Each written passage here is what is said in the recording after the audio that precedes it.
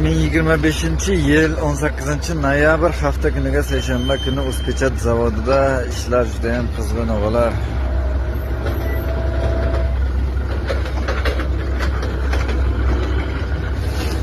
O'zpechat zavodida ikki xil razmerda qishlar chiqadi o'g'lar. Qaltirashgan va standart razmer. Mana standart qishlarimiz 6-12-25 santimetrlik bo'ladi o'g'lar. Respublika bo'ylab yetkazilgan.